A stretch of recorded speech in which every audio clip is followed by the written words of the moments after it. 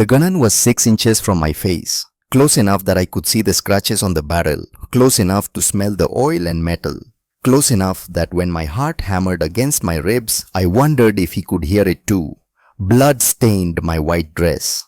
Not all of it mine. The warehouse floor was cold beneath my knees. Somewhere in the darkness behind me, a child was crying. Mama, Mama, please. Celeste, my beautiful girl, 4 years old, and she'd already seen too much violence, too much fear. The man holding the gun smiled. He had my eyes, Vincent's jawline, family resemblance that made the betrayal cut deeper. 3 seconds, Arya, his empire or her life. Choose. I looked past the gun, past him, to where Vincent lay, bleeding against a concrete pillar, his dark eyes locked on mine. Not pleading, not commanding, just trusting. Trusting me to do what I'd always done. Protect the ones I loved.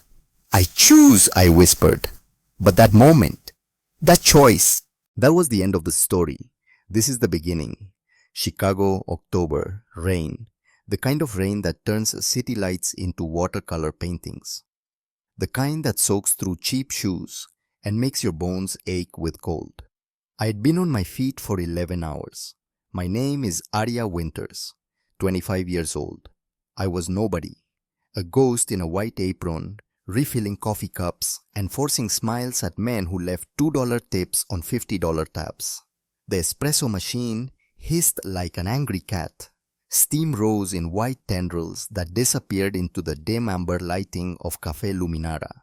I wiped my hands on the apron tied too tight around my waist. My 4th double shift this week. The dark circles under my eyes had become permanent residents. No amount of concealer could hide them anymore. In the polished chrome of the machine, I caught my reflection, hollow cheeks, exhausted eyes, a woman I barely recognized. When had I become so invisible? Order up, Winters. The chef's voice cut through my thoughts. Marco slammed the bell with unnecessary force. I flinched. Years of waitressing hadn't made me immune to the small cruelties of the kitchen. I balanced the 3 plates along my arms. The weight was familiar, comforting even. I had been carrying other people's burdens my whole life. What was a few more pounds of overpriced pasta? The cafe smelled like garlic and butter, and the expensive cologne of businessmen who thought their presence alone was generous. Rain drummed against the tall windows. October in Chicago painted everything in shades of gray and regret. That's when I saw him. Corner booth, reserved for special guests, though I hadn't seen Marco escort anyone there tonight. He sat alone perfectly still in a way that made the air around him feel heavy. His suit wasn't just expensive, it was different, tailored to broad shoulders with a precision that spoke of European craftsmanship. Even from across the crowded dining room, I could see his hands. Strong, deliberate. A single gold signet ring caught the candlelight when he turned the page of a leather-bound notebook. Something about him bent the room's gravity toward his table. He's been waiting 20 minutes. Diane appeared at my elbow. The senior waitress, the one who never let me forget I was one mistake from unemployment. Stop daydreaming and get over there. I delivered my plates with practiced apologies and forced smiles. Then I approached the corner booth. My heart raced for reasons I couldn't explain. As I drew closer, I caught his scent. Woodsy, exclusive, nothing like the department store samples men usually wore. Everything about him whispered money and danger in equal measure. Good evening, sir. Welcome to Café Luminara. My voice came out steadier than I felt. Can I get you something to drink while you look at the menu? He looked up. Time slowed. His eyes were dark, almost black in the low light, watchful, predatory. But surrounded by laugh lines that suggested warmth his current expression didn't offer. Dark hair showed the barest touch of silver at the temples.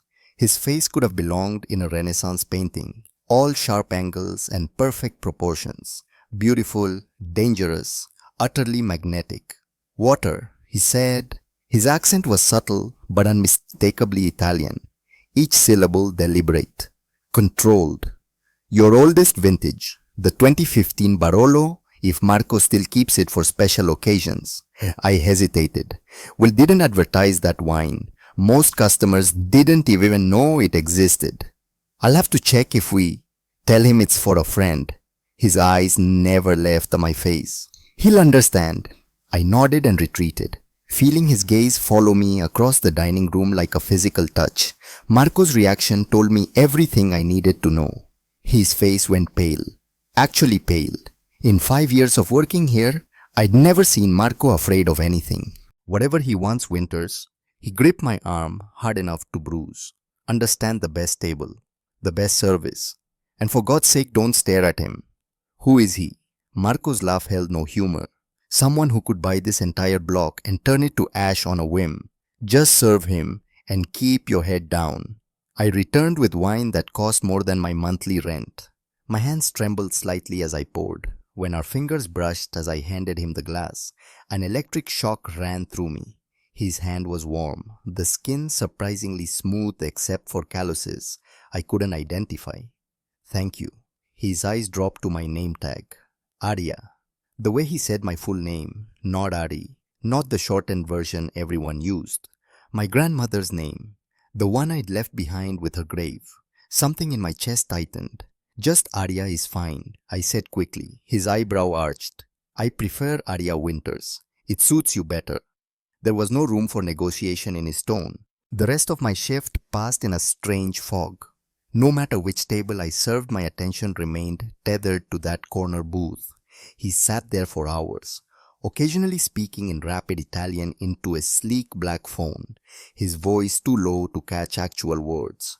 Twice men in dark suits entered, spoke briefly with him, left without ordering anything. The restaurant emptied slowly. By 11, only a handful of tables remained occupied. The mysterious man in the corner stayed. Marco sent the kitchen staff home, but he insisted I remain until our last guest decided to leave. I wiped down tables, restocked silverware, acutely aware of being watched, not brave enough to meet his gaze directly. That's when everything changed. The bell over the door jangled, harsh, violent in the quiet space. 3 men stumbled in. Their loud voices and unsteady movements marked them as drunk before the sour smell of alcohol hit me. But something was wrong. The tall one's eyes swept the room, not looking for a table, searching. When his gaze landed on the corner booth, his hand moved to his jacket. Kitchen's closed, I said automatically, moving to block their path deeper into the restaurant. Old instinct, always put yourself between danger and others. A lesson learned in foster homes where protection meant survival. We don't want food, sweetheart. The tall one grinned, gold tooth catching the light, but his eyes were cold, sober. This wasn't a drunk man. This was a predator wearing a disguise. I'm sorry, but we're closing. You'll need to leave. The second man stepped closer, leather jacket covered in zippers. Don't be like that. We just want a little conversation. Behind me, I felt rather than heard the man in the corner booth shift. The air pressure in the room changed. Marco emerged from the kitchen, wiping nervous hands on a towel. Gentlemen, please. We're closed for the evening. Shut up, old man. Zipper jacket's eyes never left me. We're talking to the pretty lady. I took an instinctive step backward. My hip bumped a table. Water glasses wobbled.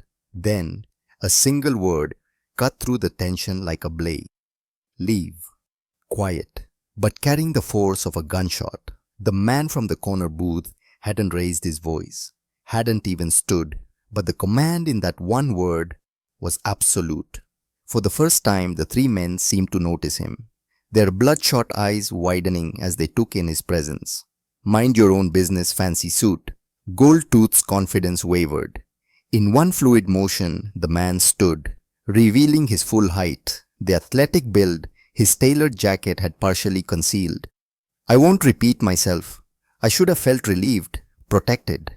But something in his posture terrified me more than the drunk men.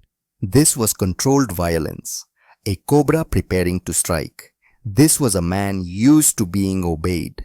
What happened next occurred so quickly, my mind struggled to process it. Gold Tooth reached inside his jacket. A metallic glint caught the light. A gun. My body moved before conscious thought. Years of protecting my younger sister from our mother's violent boyfriends. The instinct to shield others hardwired into my DNA. I lunged forward, shoving the dark-eyed stranger aside. The deafening crack of a gunshot split the air. Fire erupted in my shoulder, white hot, a poker of pure agony that stole my breath and sent me stumbling backward. More gunshots followed, 3 in rapid succession, but they sounded distant, underwater, shouting, the crash of furniture, running footsteps. I hit the hardwood floor. The ceiling spun above me. Warm wetness spread across my white blouse. I watched red bloom across the fabric with detached academic interest. Strange. It didn't hurt anymore. Just felt heavy, tired. Then his face appeared above me. The beautiful stranger.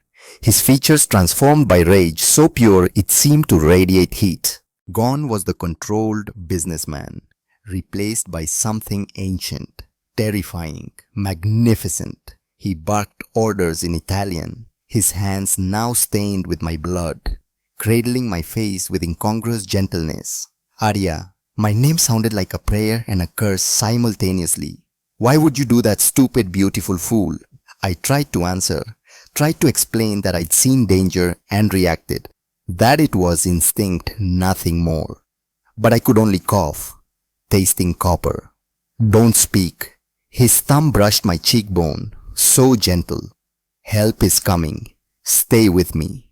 His accent thickened with emotion, fear. This dangerous man was afraid, for me. I will burn this city to the ground if you leave me now, he whispered. I didn't understand why a stranger would care if I lived or died.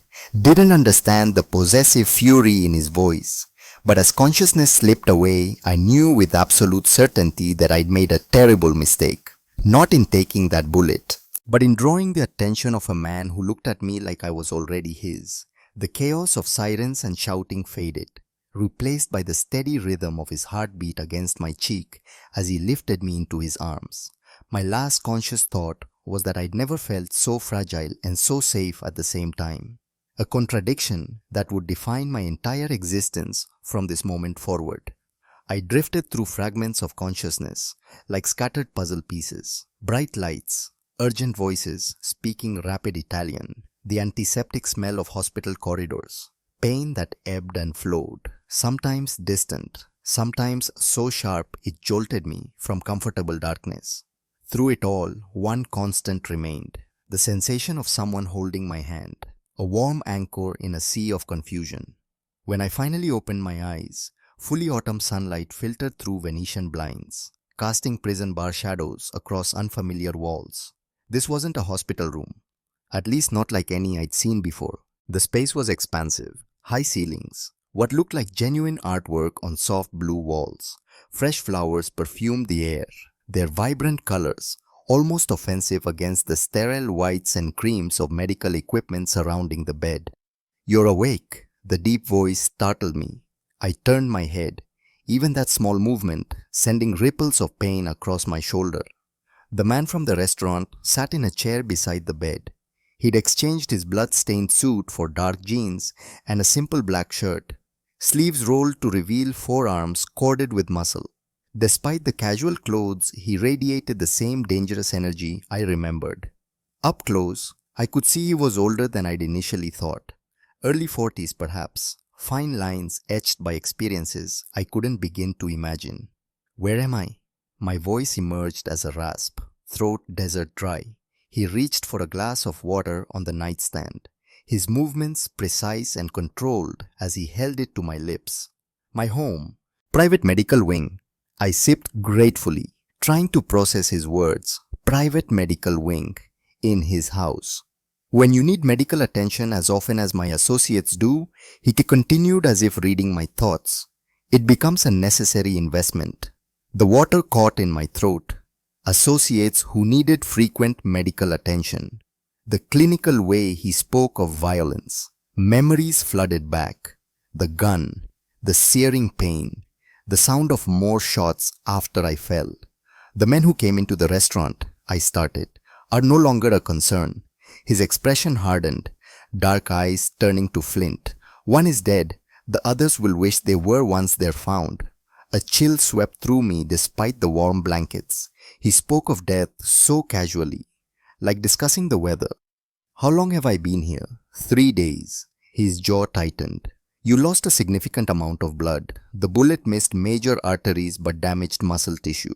The doctor says you were lucky. Lucky wasn't the word I would have chosen.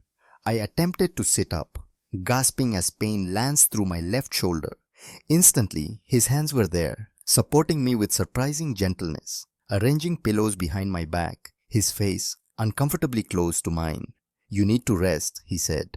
Recovery will take time. I need to call work. Panic rose in my chest. My sister.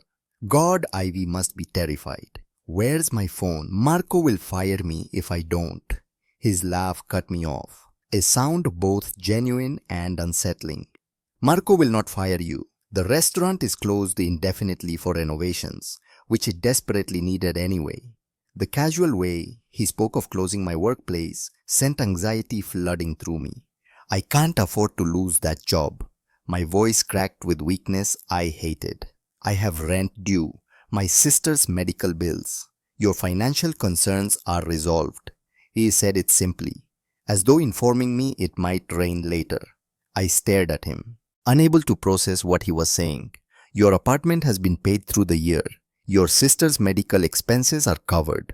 All of them, past and future. My heart stopped. How do you even know about Ivy, about her condition? Something flickered in his eyes. Not quite guilt, but close. I make it my business to know about people who interest me. I don't want your charity. I forced steel into my trembling voice. I don't want anything from you. I just want to go home. He leaned forward, capturing my hand in his skin warm against my cold fingers. Home doesn't exist anymore, Arya. The way he said my name sent shivers down my spine. What does that mean? A knock at the door interrupted us. A younger man entered, broad shoulders, military bearing, family resemblance in the dark eyes and strong jaw. Sorry to interrupt, Uncle Vincent. His gaze flickered to me with undisguised curiosity. But you asked to be notified immediately. Uncle Vincent. So now I had a name for the beautiful stranger who'd upended my life. Vincent. What is it, Julian? The younger man's expression turned grim. Fire at Arya's apartment building. Started in her unit. Accelerant used. Neighbors reported men asking questions about her earlier today. The room tilted. My apartment. Everything I owned. The few photos I had of my parents. Ivy's childhood drawings I'd saved. Gone. Ivy. I gasped. Where's Ivy? Is she? Safe. Vincent cut in smoothly. She's at Memorial Hospital. Moved there this morning for observation related to her condition. She's under guard, protected. You moved my sister without telling me. I anticipated this possibility. His voice remained calm, clinical. The men who attacked the restaurant saw you save me, Arya. In my world, that makes you either a weapon or a weakness. They chose to treat you as the latter. He released my hand, standing to pace the length of the room. Konstantin Volkov, Russian Mafia. He's wanted me dead for 3 years. Last night was his 3rd attempt. You complicated his plans by interfering. I didn't know. I know. He turned back to me, expression softening fractionally, which is precisely why it matters. You acted without calculation, without weighing potential rewards. You saw danger and protected a stranger. His hand moved to my face, fingertips tracing my cheekbone with delicacy that belied their strength. Do you have any idea how rare that is? I wanted to look away, but found myself trapped in his gaze. What happens now? I whispered. Now you have 3 choices. He moved to the window, hands clasped behind his back. 1. You join my household. Accept my protection. Live here where I can ensure your safety and your sister's. You'll want for nothing. Comfort, security, the best medical care for Ivy. And in exchange, your presence, your company. He glanced over his shoulder. Nothing inappropriate, Arya. I don't force women into my bed. But you would be under my authority, my rules, my world. Heat flooded my face at his directness. The second option, you leave with a new identity in a new city, under my distant protection. You'd never return to Chicago, never contact your sister again. My heart stuttered.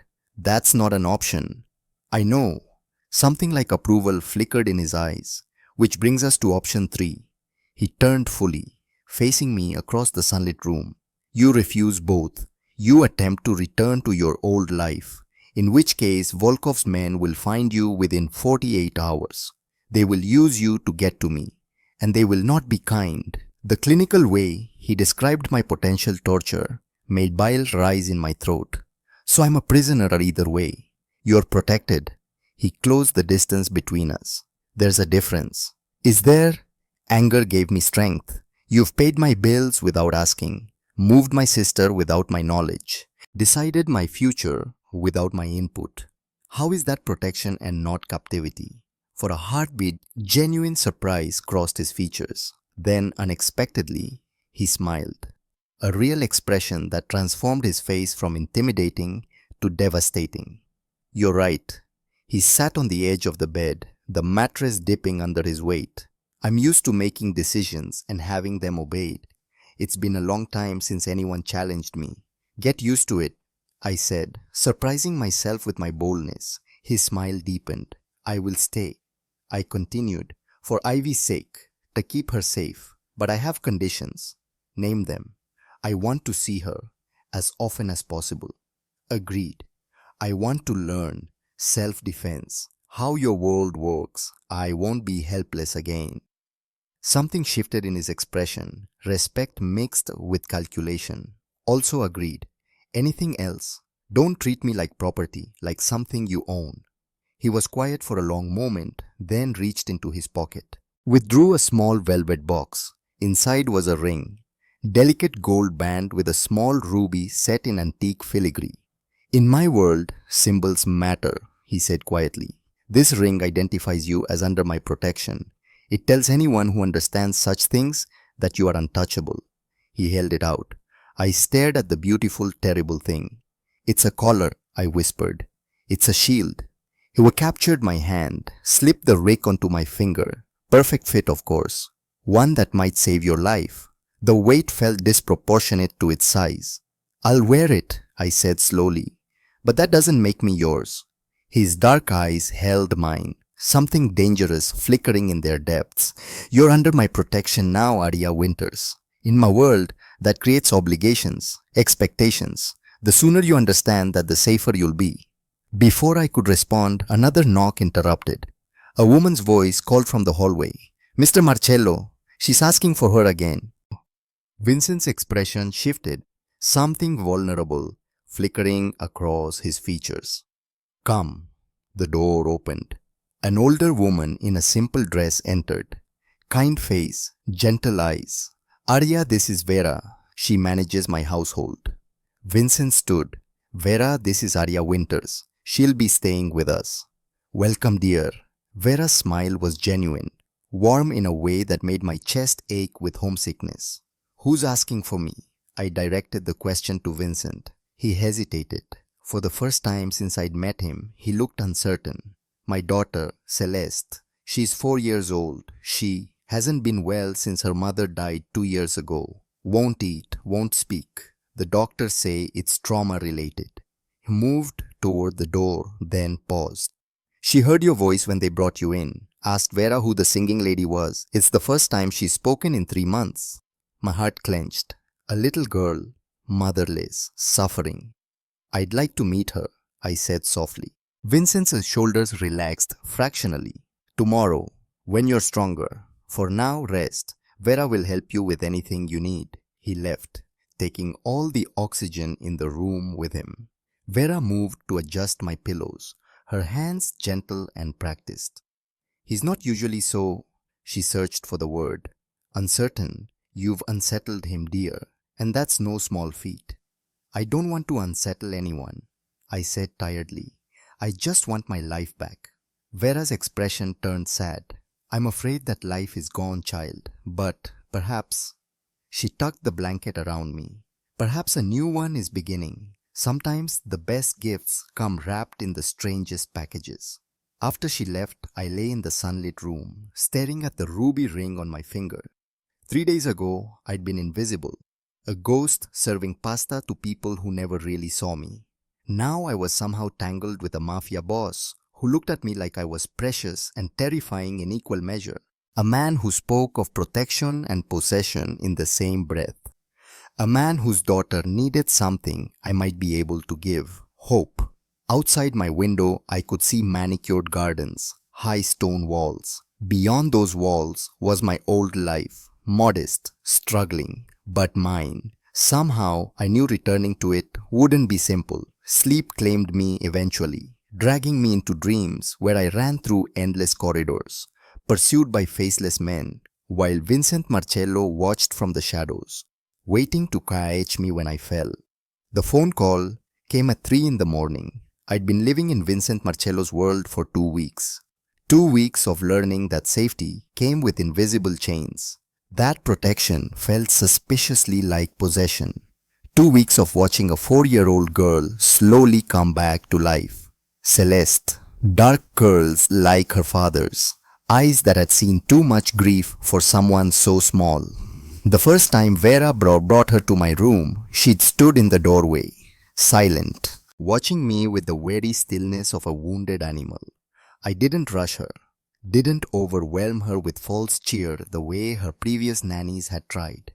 I simply sat by the window and hummed, the same lullaby my grandmother used to sing, a melody from a time when the world felt safer. Celeste had moved closer, inch by careful inch, until her small hand touched mine. She hadn't let go for an hour. Now, 14 days later, she followed me everywhere, insisted I read her bedtime stories, refused to eat unless I sat beside her at the table. Vincent watched these moments with an expression I couldn't quite read. Hunger, longing, fear. He was falling for me. I could feel it in the way his hand would linger when he passed me coffee, the way his eyes tracked my movements across a room. And God help me, I was falling too, for a man whose hands had killed, whose world ran on violence and secrets, who looked at me like I was salvation and damnation wrapped in one impossible package. But tonight, something shattered our fragile peace. The moment came after Celeste's bedtime. She'd fallen asleep clutching my hand, whispering in her sleep, "Mama, don't leave me like she did." Vincent stood in the doorway. I hadn't heard him approach. His face was unreadable in the dim light from the hallway. When Celeste's breathing evened into deep sleep, I carefully extracted my hand, followed Vincent into the corridor. "She called you Mama," he said quietly. "I heard. I've told her not to. It's too much to ask of you." "It's okay." The words surprised me as much as him. "I don't mind." Something shifted in his expression, raw, vulnerable. "She's never, not since Francesca died, she hasn't attached to anyone. Maybe she just needed someone who understood loss." I thought of Ivy, of raising her alone after our parents died. I know what it's like to be the one left behind. Vincent's hand rose, hesitated, then cupped my face with that now familiar gesture. "You're remarkable, Arya Winters. I'm just trying to survive in your world." "No." His thumb traced my cheekbone. "You're thriving, and it terrifies me." "Why?" "Because I'm falling in love with you, and that's the most dangerous thing I could do." The confession hung between us, heavy, undeniable. I should have pulled away, should have reminded him of boundaries, professional distance. Instead, I leaned into his touch. "Vincent." The spell shattered. Julian's phone rang somewhere downstairs. Urgent, insistent. Vincent's hand dropped. The moment lost. But the truth remained. We were crossing lines we couldn't uncross. 3 hours later, everything fell apart. Julian's phone call had been about Leo, Vincent's most trusted guard, the one who'd been watching over Ivy at the hospital during her recovery. They found him at dawn, dumped at the front gate like trash. I followed Vincent outside despite his protests, needing to see, to understand. Leo lay crumpled against the iron gates. Blood pooled beneath him.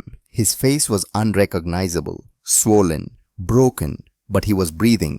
"Get the doctor," Vincent ordered, his voice deadly calm. "Now!" As Julian and two other men carefully moved Leo inside, something fell from his jacket. Photographs scattered across the driveway like obscene confetti. I picked one up, felt my blood freeze. Ivy, at the hospital, walking to physical therapy. The photo taken yesterday. Another photo, Ivy sleeping in her hospital bed. Someone had been in her room. A third me, pushing Celeste on swings in the garden yesterday afternoon, taken from outside the walls. "They've been watching us," I whispered. Vincent took the photos, his jaw tight enough to crack teeth. I noticed something else. Dark marks on Leo's chest visible through his torn shirt. I moved closer. Letters carved into his skin with deliberate precision. "The girl or war." "Volkov," Vincent said, each syllable edged with ice. "He's escalating, trying to force my hand. What does he want? You, dead or delivered to him, doesn't matter which, as long as I suffer." His hands clenched the photos. "He knows Ivy is your weakness. Celeste is mine." Julian appeared from inside. "Uncle, we need to move them, now, somewhere Volkov doesn't know exists." "Leo," Vincent asked, "stable, barely. The doctor says he'll live, but..." Julian's expression was grim. "They broke both his legs, dislocated his shoulders, pulled out 3 fingernails." This was a message, not an interrogation. My stomach turned. How long before he can tell us anything? Days, maybe longer. They worked him over professionally. Vincent looked at the photos again, at the message carved into his guard's flesh, at me. Decision crystallized in his dark eyes. "Pack essentials. We leave for Montana in 2 hours. Montana, a compound. Off-grid, fortified." His hand found mine, squeezed. "It's the only place I can guarantee your safety while I end this." "End this how?" His smile was cold, predatory. The businessman stripped away to reveal the killer underneath. "Volkov wants war. I'll give him one. But first, I need to know you're safe." "Vincent, please Arya." His voice cracked, just slightly. "Let me protect you. Let me keep Celeste safe. Let me do this one thing right." The vulnerability in his voice undid me. "Okay," I whispered. "Okay." We left as the sun rose. 2 black SUVs, armed guards. Julian driving the lead vehicle with Vincent and me and Celeste. Vera in the second car with essential staff and medical supplies. Celeste slept through most of the journey, curled against my side, occasionally whimpering in her sleep. I held her, stroked her hair, whispered promises I hoped I could keep. Vincent sat across from us, laptop open, phone constantly ringing, conducting business and war preparations simultaneously. But his eyes kept returning to us, to Celeste sleeping peacefully in my arms, to me watching over his daughter like she was my own. "She's never slept this well," he said quietly. "Even before Francesca died, she's always been a light sleeper. She feels safe. Because of you." The weight of that responsibility should have terrified me. Instead, it felt right. Montana appeared on the horizon as evening fell, mountains rising like sentinels. The compound sat in a valley, surrounded by forest, invisible from the main road. Security was immediately apparent. Cameras, motion sensors, armed patrols. This wasn't a home. It was a fortress. "How long will we be here?" I asked as we pulled through heavy gates. "As long as it takes." Not an answer, but the only one he could give. Inside the compound was surprisingly comfortable, rustic but well appointed. A main house with bedrooms, a separate building for security, underground bunkers that I tried not to think about too hard, where I immediately began organizing, making the space feel like home despite its military functionality. Celeste woke as we carried her inside, looked around with wide, frightened eyes. "Where are we, Daddy?" "Somewhere safe, Principessa. like a castle where dragons can't find us. Are there really dragons? Vincent's eyes met mine over her head. Yes, they said, and I'm about to hunt them. Not anymore, baby, I said instead. Your daddy made sure of that. That night after Celeste was asleep, Vincent and I stood on the main house's deck. Mountains silhouetted against the sky full of stars I'd never seen in Chicago. I'm sorry, he said. This isn't the life I wanted for you. What life did you want for me? He was quiet for a long moment. Then, one where you chose to stay, not because you had to, but because you wanted to. And if I told you, I turned to face him. That parts of this terrify me, but parts of it feel more like home than anywhere I've been in years. What would you say? His hand rose, cupped my face with that gesture I'd come to crave. I'd say you became mine the moment you stepped between me and that bullet, and I'm selfish enough to be grateful for it, even knowing the cost. Then he kissed me, not gentle, not tentative, but desperate, like a man drowning and I was air. I kissed him back, tangling my fingers in his hair, pulling him closer even as some part of me whispered this was dangerous, stupid, impossible. But I'd spent my whole life being careful, playing it safe. For once I wanted to be reckless. When we finally broke apart, both breathing hard, he pressed his forehead to mine. I love you, he whispered. God help me, I love you. I know. I kissed him again, softer. I know, but I didn't say it back, not yet, because love in Vincent Marcello's world came with a price, and I wasn't sure I was ready to pay it. The call came 2 weeks into our Montana exile, 2 weeks of strange domesticity, Vincent working remotely, coordinating his legitimate business and his less legitimate war against the Volkov. I spent my days with Celeste, teaching her, playing with her, watching her blossom in this strange mountain fortress. Ivy was still in Chicago, still in the hospital, but Vincent assured me she was protected. Guards rotated 24 hours. No one got in or out without clearance. I called her every day, heard her voice, confirmed she was alive, safe. It wasn't enough, but it would have to be. Then the doctor called, Tuesday morning. I was making breakfast while Celeste drew pictures at the kitchen table. Miss Winters, this is Dr. Morrison from Memorial Hospital. My blood froze. It's about your sister. Ivy's condition has deteriorated. We need to operate immediately. The spatula fell from my hand, clattered against the stove. What she was stable. You said the medication was working. Complications. Her heart. The valve we've been monitoring. It's failing faster than anticipated. But Morrison's voice was gentle but firm. We need to replace it today, within the next 6 hours, or we could lose her. Or we could lose her. Those words, that possibility, unacceptable. I'm in Montana, I can't. We'll proceed with the surgery. I just wanted you to know, in case. She trailed off, leaving the horrible possibilities unspoken. In case Ivy didn't survive. In case I never saw my sister alive again. Vincent appeared in the doorway, saw my face, crossed the kitchen in 3 strides. What's wrong? Ivy. Her heart, they need to operate now. My voice broke. I have to go back. I have to be there. No. Julian's voice from behind Vincent. Uncle, it's too dangerous. Volkov's men are watching the hospital. It could be a trap. I don't care. I moved toward the door. Vincent's hand on my arm stopped me. She's my sister. The only family I have. I won't let her go through this alone. Arya, listen to me. Vincent started. No. I yanked my arm free. You listen. I stayed here because you asked, because I trusted you to keep her safe. But if she dies and I'm not there, I'll never forgive you. Or myself. The room fell silent. Celeste looked up from her drawing, sensing the tension. Mama Arya, why are you crying?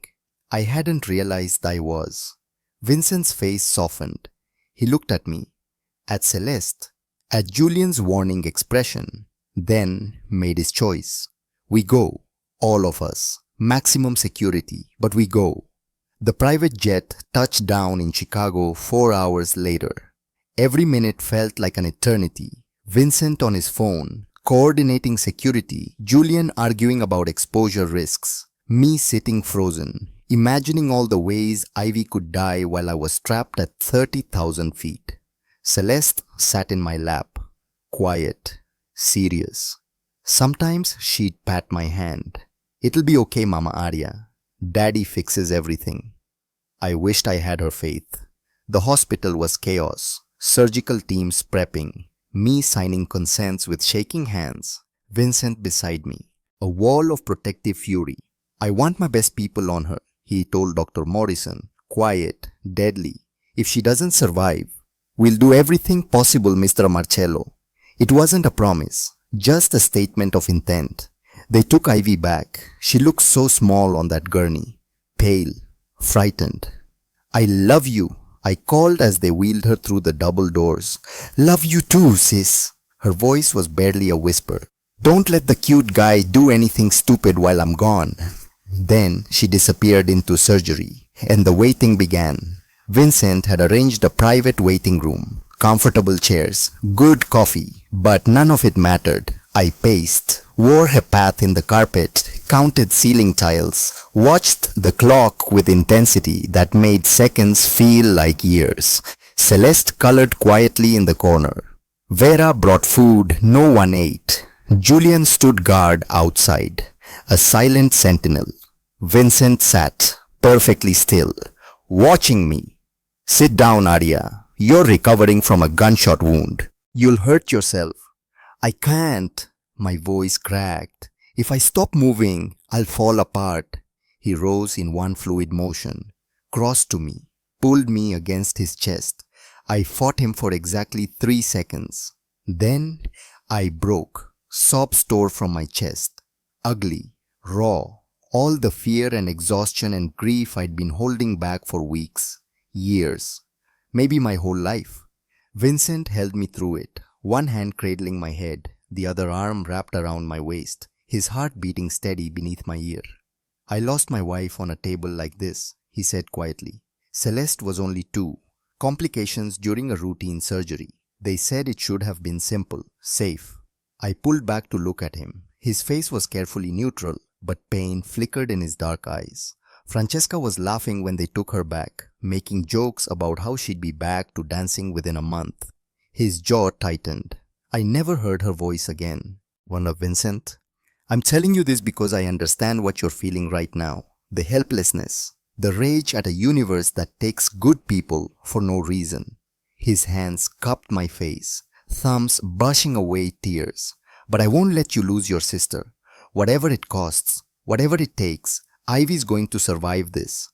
You can't promise that. Watch me." Something in his voice, in his eyes, made me believe him. We sat together after that, my hand in his, not speaking, just breathing through the endless minutes. An hour passed, then 2. Celeste climbed into my lap, pressed her small face against my neck. "Don't be sad, Mama. She'll be okay. I know she will." "How do you know, sweetheart?" "Because you need her, and people we need don't leave. Not really. They stay in here." She patted my chest, right over my heart. I held her close, this beautiful wise child. 3 hours, 4. Finally the operating room doors opened. Dr. Morrison emerged, still in surgical scrubs, pulling down her mask. Time stopped. I couldn't breathe, couldn't move. Every possible future hung on whatever words came next. "Please, please, please." The prayer repeated like a heartbeat. The surgery was successful.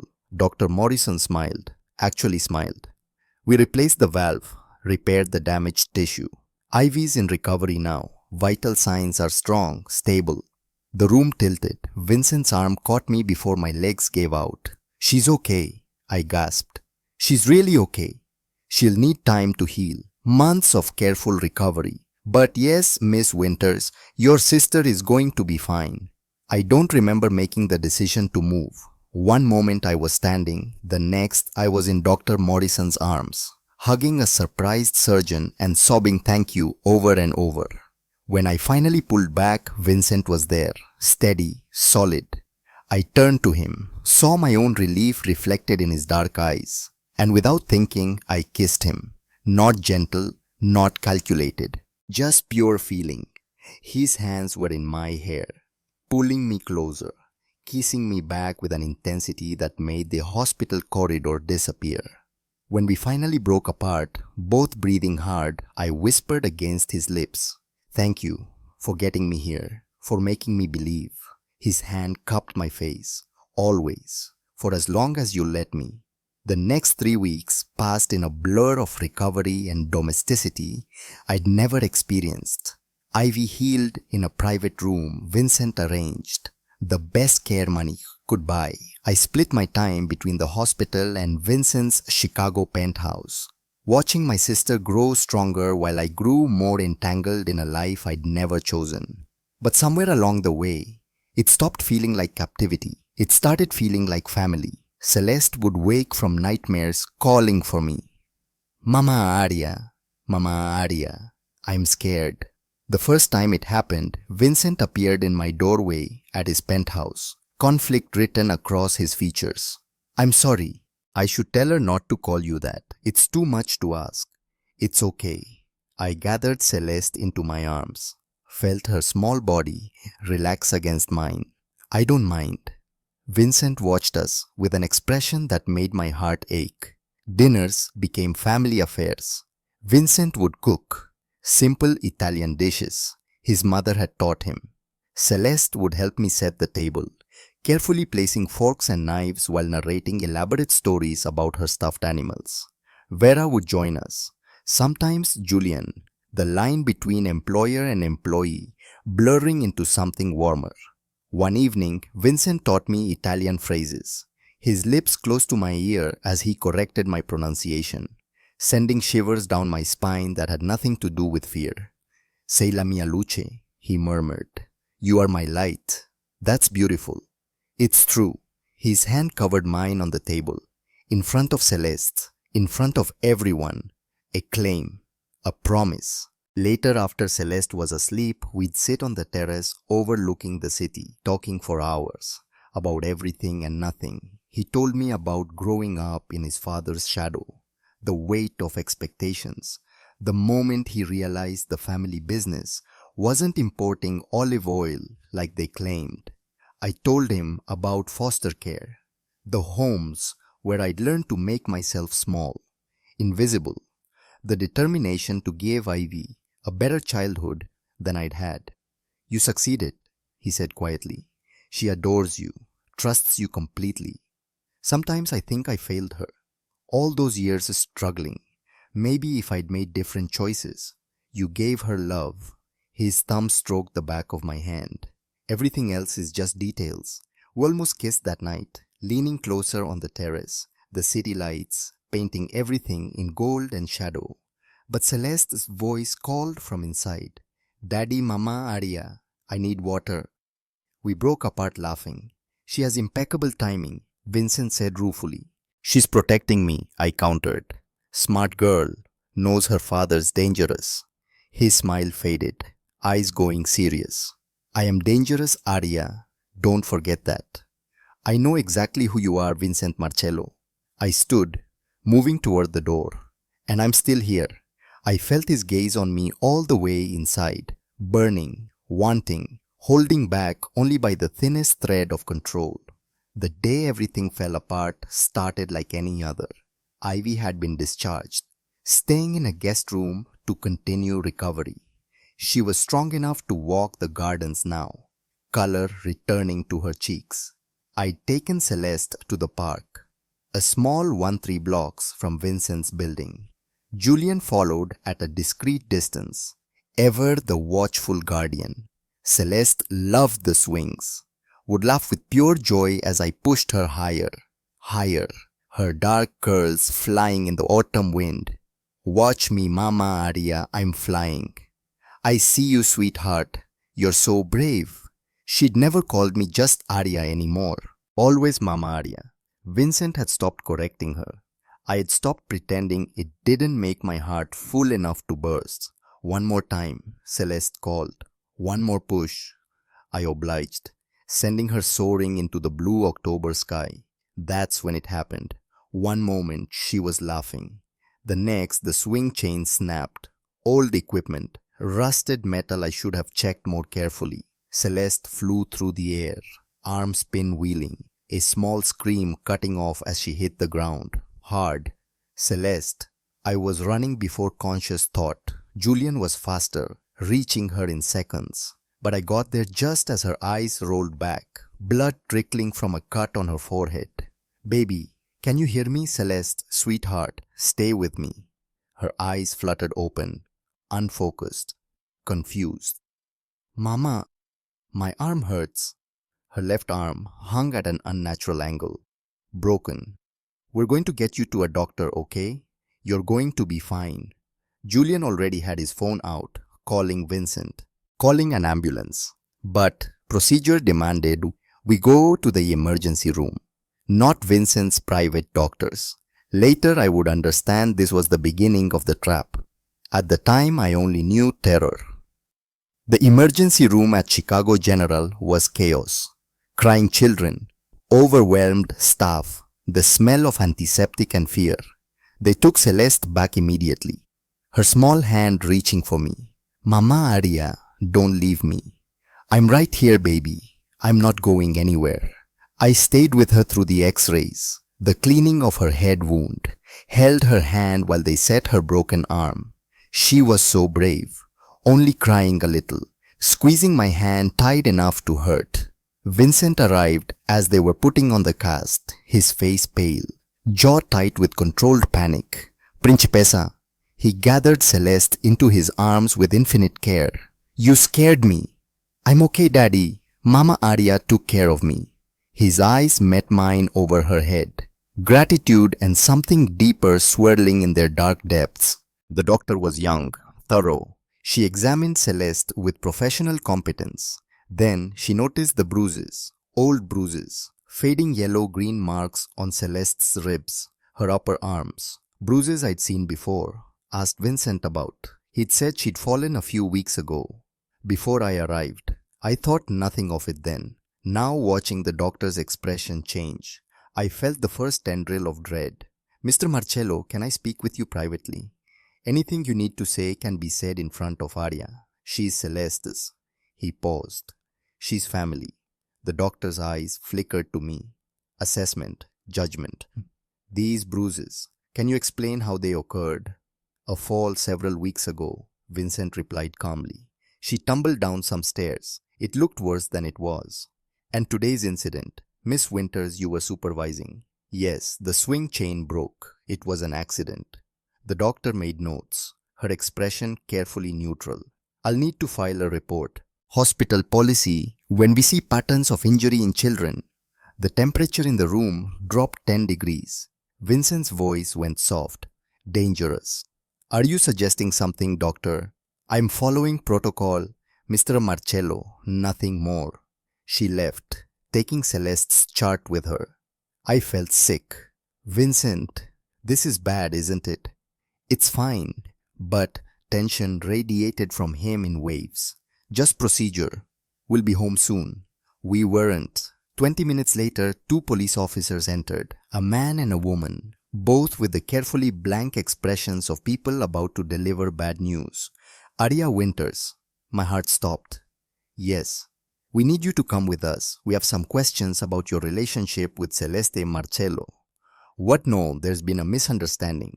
Miss Winters, we can do this here or at the station. Your choice. Vincent moved between us. A wall of protective fury. She's done nothing wrong. My daughter fell. It was an accident. Sir, step back. We're investigating potential child endangerment. If you interfere. Endangerment, I couldn't breathe. I love that little girl. I would never. The evidence suggests a pattern of abuse, Miss Winters. Multiple injuries over several weeks. We need to ask you some questions. Celeste started crying. Mama Aria didn't hurt me. The swing broke. Tell them, Daddy. But it was too late. They put handcuffs on me. Cold metal biting into my wrists. Read me rights I couldn't process over the roaring in my ears. The last thing I saw before they led me away was Vincent's face, torn between his daughter and me. not quite believing, not quite trusting, and in his eyes I saw the death of something precious. After everything, I whispered, "You don't believe me." He didn't answer. The silence was answer enough. They took me to Cook County Jail. Processing was a nightmare of fluorescent lights and invasive searches and questions I couldn't answer. I was alone. Vincent hadn't come, hadn't sent Julian or a lawyer or even a message. He thought I'd hurt Celeste, the man I'd saved, the man I'd started to love, thought I was capable of harming a child. The cell they put me in was small, concrete and steel and the smell of desperation.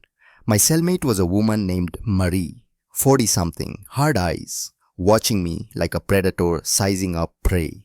"What are you in for, princess? Child endangerment."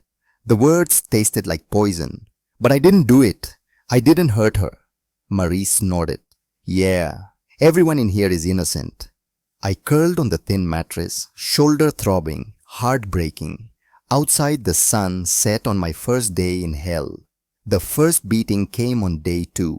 Marie waited until the guards were distracted. Then her fist connected with my ribs, my already wounded shoulder. Pain exploded through me. "Nothing personal," she said conversationally, hitting me again. "But I got paid good money to make sure your stay here ain't comfortable." Paid. Someone had paid her to hurt me. I tried to fight back, but I was weak, injured, no match for a woman who'd learned to survive through violence. When she finally stopped, I lay gasping on the concrete floor, tasting blood. The guards never came.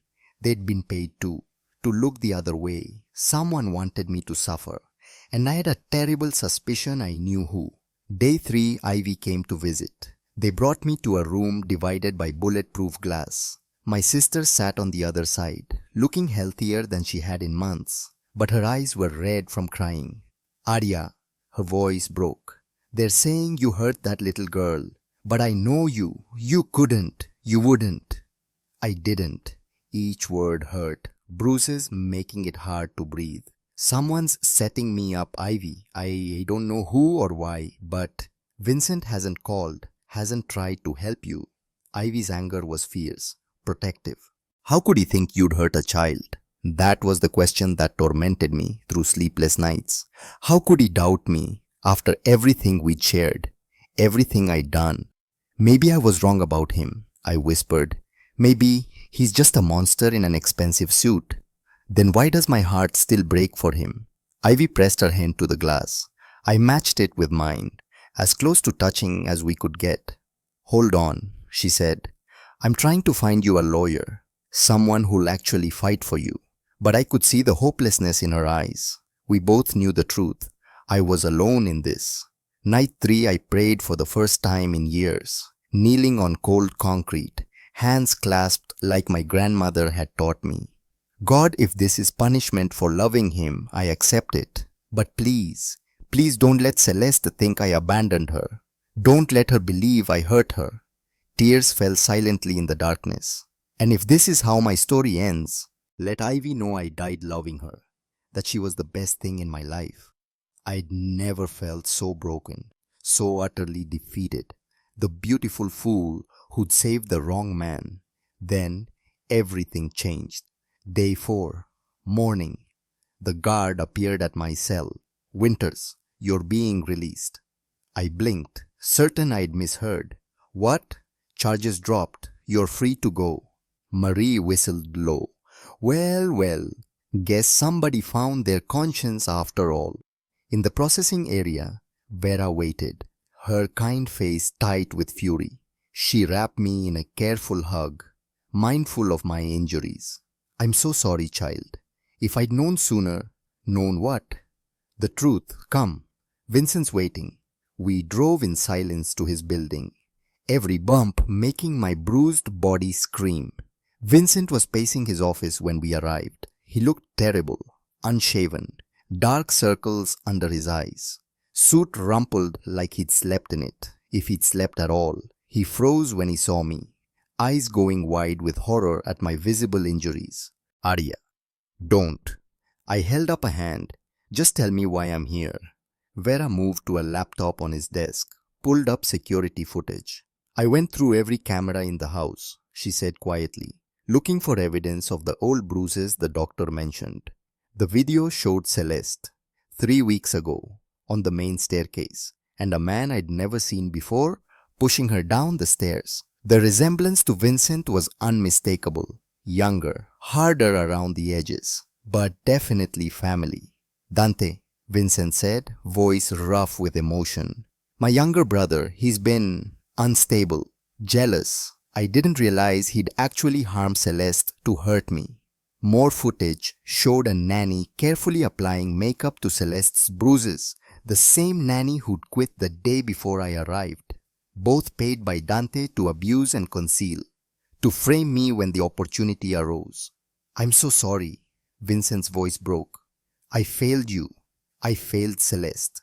I was so afraid when I saw her hurt that You threw me to the wolves, I finished. After I saved your life, after I loved your daughter, you believed I could hurt her. I was wrong. Who took a step toward me? I moved back. Arya, please, let me make this right. How? My voice shook with fury and grief. How do you make right 3 days of hell of being beaten because you didn't send protection? Of losing faith in the one person I thought saw me? I don't know. He dropped to his knees, right there on his expensive office floor. But I'll spend the rest of my life trying. Vincent Marcello, crime boss, killer, kneeling before me with tears on his face. I don't deserve forgiveness, he continued. I don't deserve you, but please give me one chance to prove I can be the man you need. My heart was breaking. Again, differently, because despite everything, I still loved him. Damn me for a fool. I need conditions, I said finally. If I'm going to stay, anything, you never doubt me again, ever, no matter what it looks like. Never. Dante answers for what he's done, to me, to Celeste. He will. And you propose to me properly, not possession. You ask me, like I'm your equal. He looked up, hope flickering in his dark eyes. You're not my equal, Arya Winters. My heart sank. You're better than me. Braver, kinder, more than I deserve. He pulled a ring box from his pocket, opened it, to reveal a simple diamond. Elegant, perfect. But I'll spend my life trying to be worthy of you, if you'll let me. Before I could answer, his phone rang. Julian's name on the screen. Vincent answered, listened, his face going white. No, not her. What? Fear clawed up my throat. What happened? He ended the call, looked at me with devastation in his eyes. Celeste is gone. Taken from the hospital 30 minutes ago. The world stopped. Dante left a message. Your empire or her life, Vincent. Midnight. Warehouse 47. His hands were shaking. He's going to kill my daughter to destroy me. I was moving before conscious thought. Toward the door. Toward action. Where are you going? Vincent called. I turned back. Saw him broken on the floor. Saw the man I loved facing his worst nightmare. And made my choice. To get our daughter back. Arya, no, it's too dangerous. She calls me Mama. My voice was steel and fire. I'm going. You can help me or stay here, but I'm bringing Celeste home. For a long moment, he stared at me, then rose. Became the predator I'd first seen in that restaurant. Then we go together.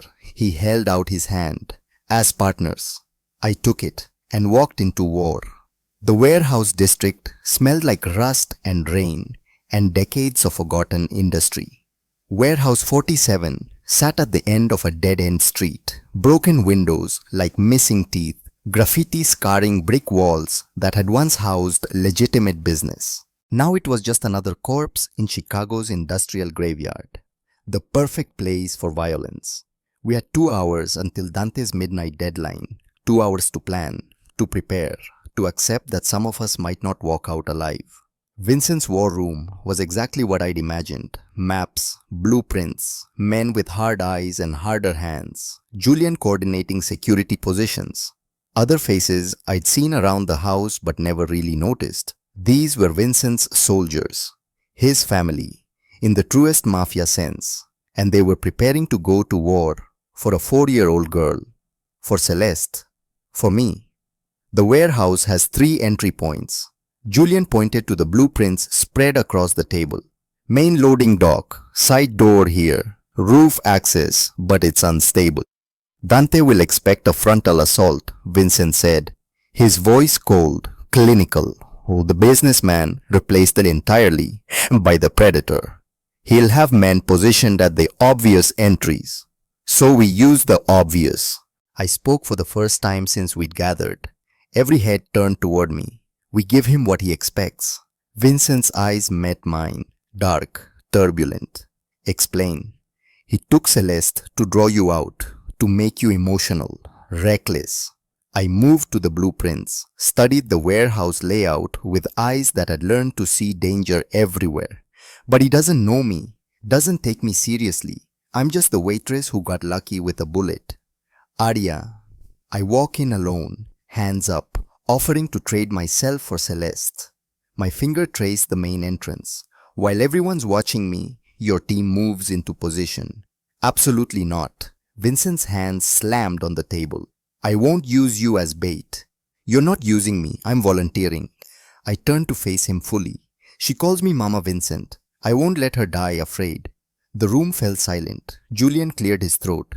It could work. Dante's arrogant. He'd love the drama of Vincent's woman begging for mercy. Then when he realizes it's a trap, Vincent demanded. When he decides to kill you both, just to prove a point. I reached beneath my shirt, pulled out the small handgun Julian had given me during the drive, the weight of it still foreign in my palm. Then I shoot him myself. My voice was steady, certain. He hurt our daughter. He put me in hell. He dies or goes to prison. Either way, he doesn't walk away. Vincent stared at me for a long moment. Seeing, I think, how much I changed since that night in the restaurant. The invisible waitress was gone, replaced by a woman who'd learned that survival sometimes required sharp edges. If anything happens to you, his voice broke. It won't. I moved to him, placed my hand over his heart, felt it racing beneath my palm. We're walking out of there together, all 3 of us. I promise. He pulled me close, pressed his lips to my forehead in that gesture that meant everything. Partners, he whispered. Partners. We arrived at Warehouse 47 at 10:30. The building loomed against the night sky, darker than the darkness around it. Light leaked from broken windows. Shadows moved inside. Dante was waiting. I wore a wire taped between my breasts, the small gun tucked into the waistband of my jeans, hidden by an oversized sweater that also concealed the Kevlar vest Julian had insisted on. If shooting starts, you drop flat, he'd instructed during the drive. Let us handle it. But we both knew I wouldn't, not while Celeste was in danger. Vincent's team positioned themselves in the darkness. Snipers on neighboring rooftops, men hidden behind rusted equipment and abandoned cars. An invisible net drawing tight around the warehouse. Vincent stood beside the car with me, his hand lingering on my face. Last chance to back out, he said. Let me handle this my way. Your way gets people killed. I covered his hand with mine. My way gets our daughter home safe. Our daughter. He tested the words, smiled despite everything. I like the sound of that. Then let's make sure we both live to hear her say it again. I walked away before I could change my mind, before fear could paralyze me. The warehouse door hung open, invitation and threat. I stepped through, into the lion's den. The interior was vast, empty. Footsteps echoing on concrete floors stained with oil and time. Industrial lights hung from chains, casting pools of sickly yellow illumination. In the center of the space, a spotlight blazed, harsh, theatrical, and in that spotlight stood Dante Marcello. He looked so much like Vincent it hurt. Same strong jaw, same dark eyes. But where Vincent's face showed hard-won wisdom, Dante's showed only bitterness. He held Celeste in front of him, one arm around her small body, the other hand holding a gun. My beautiful girl. Her face was tear-streaked, terrified, but alive. Mama Arya! Her scream echoed through the warehouse. Every maternal instinct I possessed roared to life. I'm here, baby. I'm right here, Dante laughed. The waitress, Vincent didn't even have the balls to come himself. Let her go. I walked forward, hands raised, trying to appear unthreatening. That was the deal. Me for her. You! Dante's laugh was cruel. You're nothing. A nobody who got lucky. Why would I trade Vincent's precious daughter for you? Because I'm what he loves. The truth of it is settled in my chest. And you want to hurt him, so take me. Prove you can destroy what he cares about. Dante's eyes narrowed, calculating, suspicious. Where is he? Where's my coward brother hiding? Probably halfway to Canada by now. I kept my voice steady, contemptuous. Turns out the great Vincent Marcello loves his own skin more than his daughter's life. The lie tasted like poison, but Dante's smile said he believed it. Finally, he shoved Celeste forward. Finally, I win something. Celeste ran toward me. 3 steps. 4. Then Dante's gun swung up. But first let's make sure Vincent hears you scream. The gunshot was deafening in the enclosed space. I dove sideways, felt the bullet pass close enough to tear fabric, hit the concrete and rolled, reaching for the gun at my waist. But Dante was faster. His hand locked in Celeste's hair, yanked her back against him, gun pressed to her small head. Nice try, but I'm not stupid. His men emerged from the shadows, 6 of them, armed, surrounding me. Now drop whatever weapon you're hiding, or I paint the walls with her brain. I froze, every tactical advantage gone in an instant. Okay, I raised my hands again, slowly. Okay, don't hurt her. The gun, now. I pulled it from my waistband, set it on the concrete, kicked it away. Dante's man grabbed me, rough hands patting me down, finding the wire, ripping it free. Vincent, if you're listening, Dante spoke into the wire before crushing it under his boot. Come watch your women die. He forced me to my knees, gun pressed against my skull. Cold metal, the smell of oil and death. Celeste was sobbing. Mama Arya, I'm scared. I know, baby. My voice was remarkably steady. Close your eyes, okay? Think about something happy. Any last words? Dante asked. Before I make Vincent watch you bleed, I smiled. Actually smiled. Yeah, you forgot one thing. What's that? I'm not helpless anymore. During the pat-down, they'd missed one thing. The thin metal hairpin I'd slipped into my boot, the one Vera had given me that morning with knowing eyes. Sometimes, child, she'd said, the smallest weapons save lives. I grabbed it now, drove it into the thigh of the man holding me. He roared, loosened his grip. I twisted, grabbed his gun, fired blind at the overhead lights. Darkness exploded. Gunfire erupted from every direction. Vincent's team breaching, muzzle flashes like lightning in the blackness. Dante screamed, stumbled backward, and dropped Celeste. I heard her fall, heard the sickening crack of her head hitting concrete. Then silence. Celeste! I crawled through the chaos, bullets whining overhead. Baby, where are you? My hands found her in the darkness, small, still, too still. No, no, no, no. I gathered her into my arms, felt for a pulse. Nothing. She wasn't breathing. 4 years old, and she wasn't breathing. Emergency training from a lifetime ago kicked in. The CPR certification I'd gotten when Ivy was born. The muscle memory I'd prayed I'd never need. I laid Celeste on the cold concrete, tilted her head back, checked her airway, clear, 2 breaths, mouth to mouth, watching her small chest rise and fall. Nothing. 30 compressions, counting aloud. 1, 2, 3. Gunfire still raging around us. Men screaming, dying. I didn't care. 15, 16, 17. My daughter needed me. 28, 29, 30. 2 more breaths. Please, please, please. Come on, baby. Come back to mama.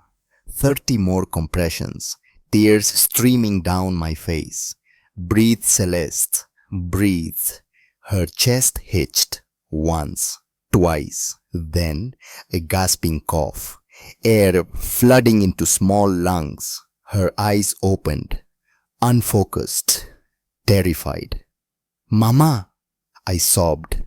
Pulled her against me. Careful of her injuries. I've got you. Mama's got you. She clung to me, small arms around my neck. I was scared. I was so scared. I know, but you're safe now. You're safe. The lights came back on. Emergency generators kicking in. The warehouse was carnage. Dante's men down, wounded or surrendering. Vincent's team securing the space. And in the center of it all, two brothers faced each other.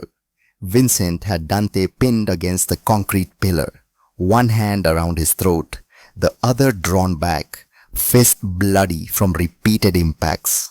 You touched my daughter. Vincent's voice was barely human, pure rage given sound. You terrorized her, traumatized her. Dante laughed through broken teeth, blood bubbling on his lips. And I do it again. You got everything, big brother. Dad's love, the business, even her.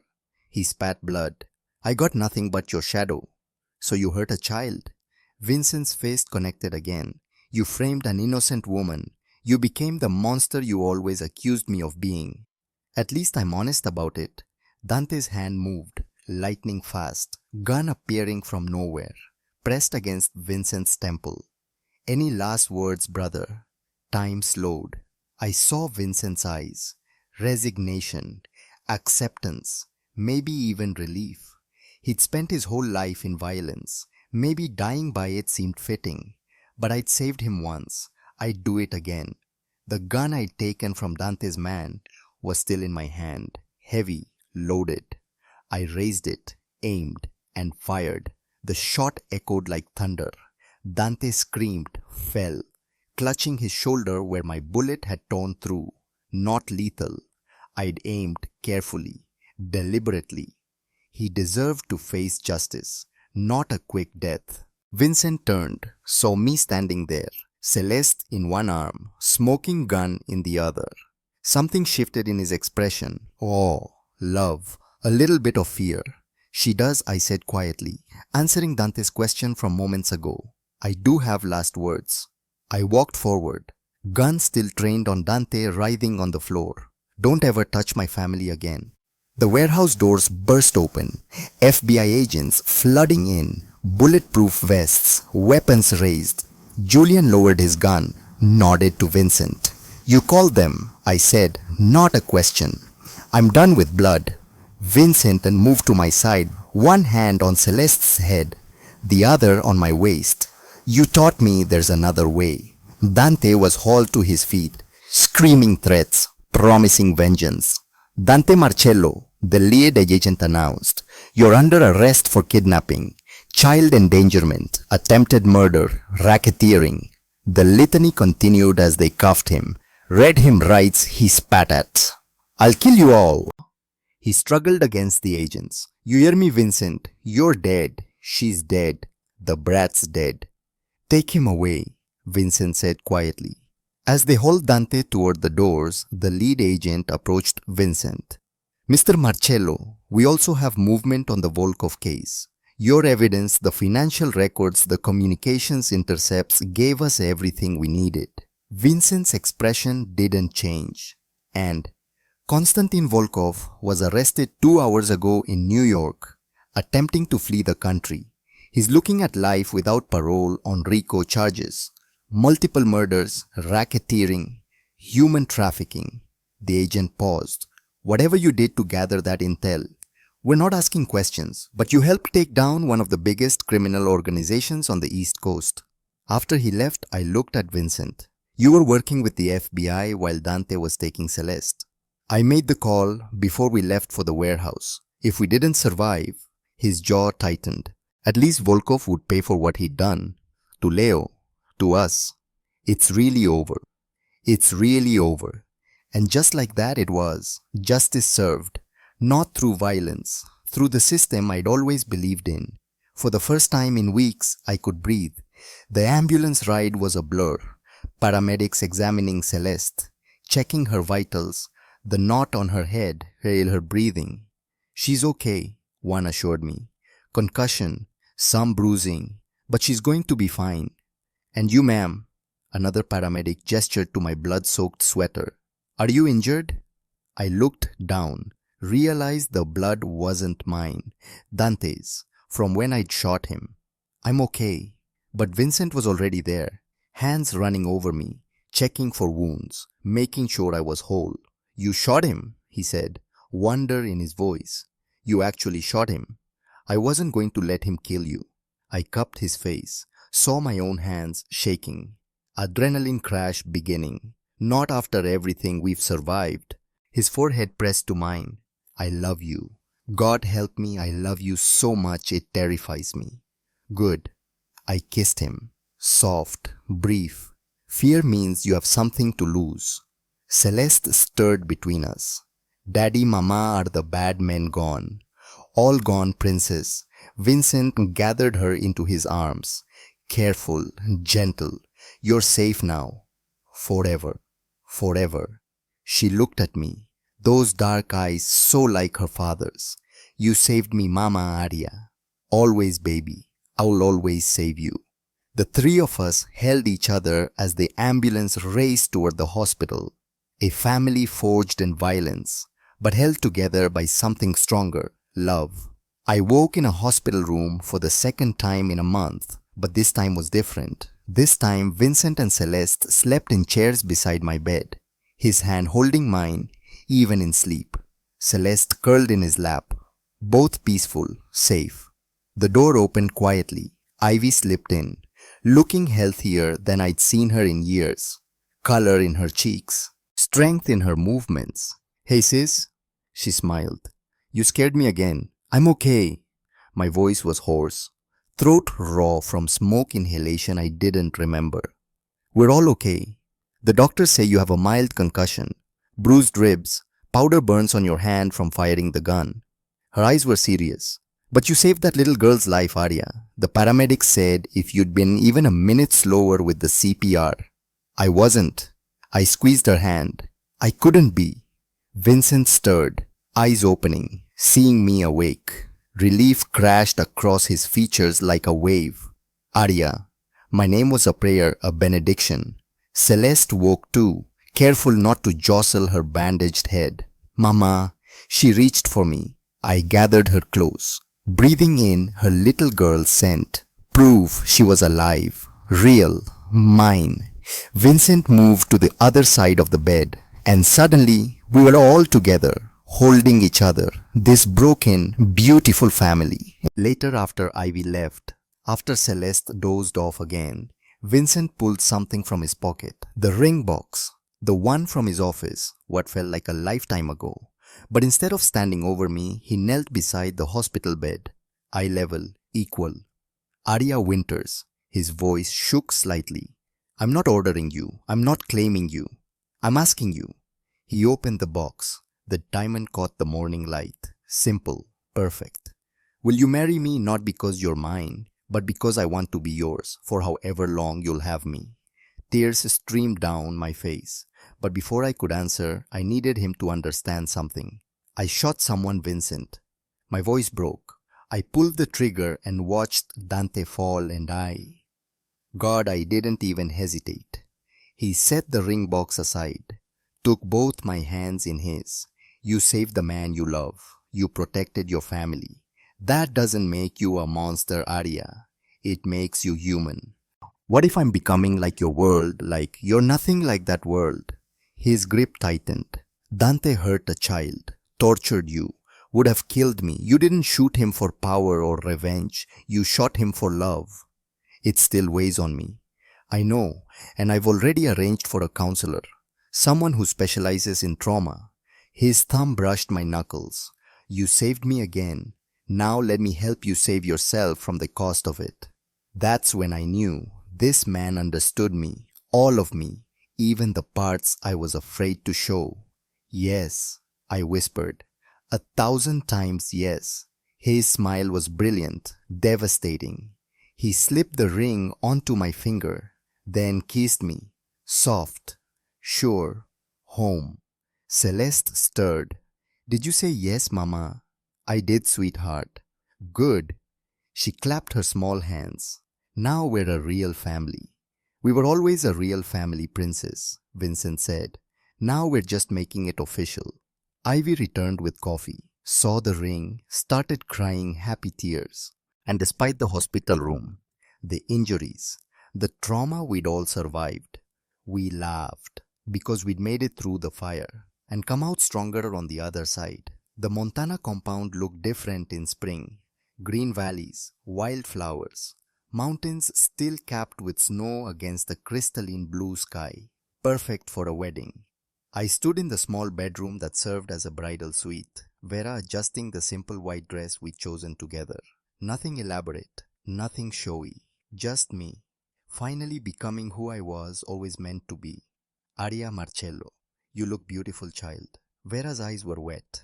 Vincent is a lucky man. I'm the lucky one. I touched the ruby ring Vincent had given me that first day, now worn on my right hand, a reminder of where we'd started. He gave me a family. A knock at the door. Ivy entered, stunning in a soft blue bridesmaid dress. Ready? She asked. So ready. The ceremony was in the garden, chairs set up in neat rows. Flowers everywhere. The intimate gathering we'd both wanted. Julian stood as best man. Vera and a handful of Vincent's most trusted people filled the seats. The family we'd chosen rather than the one we'd been born into. And at the front, Vincent waited. He wore a simple dark suit, no tie, hair slightly disheveled from the mountain wind. But his eyes held everything: love, devotion, promise. Celeste walked ahead of me as flower girl, scattering petals with serious concentration. Her cast had come off last week. The nightmares were fading. She was healing. We all were. When I reached Vincent, he took my hand, brought it to his lips. You came back to me, he whispered. Always. The officiant spoke words about love and commitment, about building a life together. But I was too focused on Vincent's face, on the tears sliding down his cheeks as he said his vows. I, Vincent Marcello, promise to love you, not as a possession but as a partner, to honor your strength, to support your dreams, to build a life with you that's worthy of the sacrifice you made that night. His voice broke. You taught me that love isn't about control. It's about trust, and I trust you with everything I am, everything I have, everything I'll ever be. Now I was crying too. I, Aria Winters, promise to love you, not despite your darkness, but with full knowledge of it, to stand beside you, to challenge you, to remind you every day of the man you can be. I touched his face, felt him lean into my palm. You taught me I was worth saving, even when I'd given up on myself, and I'll spend my life showing you the same mercy. I now pronounce you husband and wife. The kiss was soft, sweet, full of promise. Celeste cheered. My daddy married my mama, and the small gathering laughed and applauded. We danced as the sun set, Vincent holding me close, swaying to music played on someone's phone. Thank you, he murmured against my hair. For what? For seeing me, the real me, for loving me anyway. I pulled back to look at him, this beautiful, complicated man. I didn't fall in love with a mafia boss, Vincent. I fell in love with a father who'd do anything for his daughter. A man who learned to choose justice over vengeance, who knelt in the dirt and begged forgiveness. His hand cupped my face. I'm leaving the organization completely. Julian's taking over the legitimate businesses. The rest, he shrugged. Let someone else handle it. I'm building something clean for our family. Our family. The words made my heart full. What will you do? Whatever you want, wherever you want. He spun me gently. As long as I'm with you, I don't care. That night we celebrated. We danced. We laughed until our sides ached. And when Celeste fell asleep in my arms, Vincent carried her to bed, then returned to dance with me under the stars. Two broken people who'd found each other in the wreckage and built something beautiful. The courtroom was packed for Dante Marcello's sentencing. I sat beside Vincent, his hand tight in mine. Celeste was with Vera, too young to see this, but old enough to deserve knowing justice was served. The judge read the verdict. Dante Marcello, you have been found guilty of kidnapping, child endangerment, attempted murder, conspiracy, and racketeering. The court sentences you to 35 years in federal prison without possibility of parole. Dante didn't look at us as they led him away, just stared straight ahead, empty, defeated. Outside the courthouse, reporters swarmed. Vincent shielded me, one hand protectively on my pregnant belly, 4 months now starting to show. Mr. Marcello, how does it feel knowing your brother will spend the rest of his life in prison? Vincent's voice was steady, certain. It feels like justice. Finally. Betty drove home in silence, but it wasn't the heavy silence of before. This was peace, closure. That night, Felicity crawled into our bed, a rare occurrence, now that her nightmares had mostly stopped. Mama is the bad man, really gone forever. Forever, sweetheart. He can't hurt anyone ever again. She patted my belly gently. Will baby brother be safe? The safest Vincent promised, because he'll have you protecting him. Celeste beamed, then softer. I'm glad you saved Daddy that night, Mama, even though it was scary. I kissed her forehead. Me too, baby. Me too. The restaurant was chaos during dinner rush, but I loved every minute of it. Order up, Tony called from the kitchen. I balanced 3 plates despite my sous chef's protests that I should be resting. 6 months postpartum with baby Marcus, and I'd never felt stronger. Arya's table had become more than a restaurant. It was a community, a family. Every month we hosted free dinners for foster kids. I'd watch them eat, really eat, without fear of it being taken away, and remember being that girl. Invisible, hungry, desperate for someone to see her. Now I saw them, and I made sure they knew they mattered. Vincent appeared from the dining room, now fully legitimate, running a real estate development company that actually helped neighborhoods instead of exploiting them. He wrapped his arms around me from behind, hands settling on my waist. How are my girls today? Your son, I corrected, bouncing Marcus on my hip, just took his first steps this morning. I missed it. Genuine disappointment crossed his face. He'll do it again, many times. You'll have plenty of chances. Our daughter, now 6 years old, confident, happy, with only faint scars from that terrible night. She appeared in the kitchen doorway, Ivy behind her. My sister was in nursing school now, top of her class, everything we dreamed. Mama, can I help Aunt Ivy set tables? Of course, sweetheart. They disappeared into the dining room, laughing together. Vincent and I stood there, his arms around me, our son between us. Do you ever regret it? He asked quietly. Saving me that night. I turned in his arms, looked up at the man who'd been a stranger, who'd become my entire world. Every day, I said honestly. His face fell, and I'd do it again in a heartbeat. His smile was brilliant, devastating. I love you, Arya Marcello. I love you too, even when you're annoying, especially when I'm annoying. We kissed, soft, familiar, home. From the dining room, Celeste's voice rang out. Mama, tell us the story again about the night you saved Daddy. Vincent and I exchanged a look. Once upon a time, I called back, moving to join our family. There was a waitress who learned she was braver than she knew. Vincent followed, adding his part. And a fool who almost lost the best thing that ever happened to him. We gathered around the table. Celeste, Ivy, Vera, who'd insisted on helping tonight, Julian, who'd become more uncle than bodyguard. Family. Not by blood, but by choice. And as I looked around at these faces, I loved. These people who'd become my everything. I understood the truth. A bullet didn't change my life that October night. Love did. Messy, complicated, hard-earned, beautiful love. I hadn't saved a stranger. I'd saved my future, our future, and I wouldn't change a single moment of the journey that brought us here. Vincent's hand found mine under the table, the ruby ring catching light beside my wedding band. Celeste chattered about her day. Ivy teased her gently. Vera fussed over baby Marcus. Normal, peaceful, perfect. And when Vincent leaned close to whisper, "Thank you for choosing me," I whispered back, "Thank you for being worth choosing." Outside, Chicago glowed in the twilight. The city where we'd found each other, lost each other, found our way back. Inside, our family laughed and ate and loved. The waitress and the mafia boss, the broken and the healing, the impossible becoming possible. One bullet, one choice, one love, forever.